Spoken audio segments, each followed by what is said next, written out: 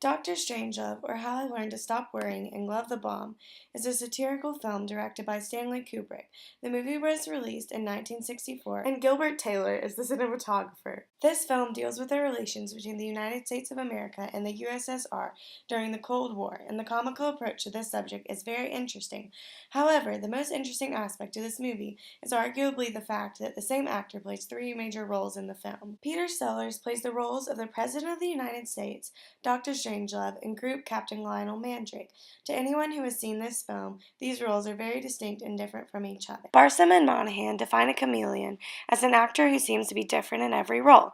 It is clear that Peter Sellers successfully disappears into each of his roles in this film, providing viewers with a great example of a chameleon. In order to give some context to Sellers' performance in Dr. Strangelove, it is helpful to know that he often improvised his roles, and this improvisation demonstrates the adaptability necessary for a chameleon actor. Sellers was able to distinguish the three characters through distinct vocal accents, different costumes, and different physical mannerisms. I will start by explaining the different accents. According to David Denby of The New Yorker, when playing Dr. Strangelove, Sellers speaks in a heavily sibilant German accent, his voice pitched high and sometimes rising to a happy shriek. Deterrence is the art of producing in the mind of the enemy the fear to attack. In his role as the President of the United States, Sellers speaks in a traditional American male voice. Listen, how do you think I feel about it?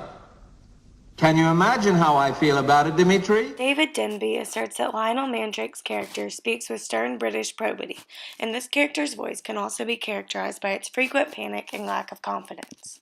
No, I'm perfectly serious, operator. The President, yes, the President of the United States.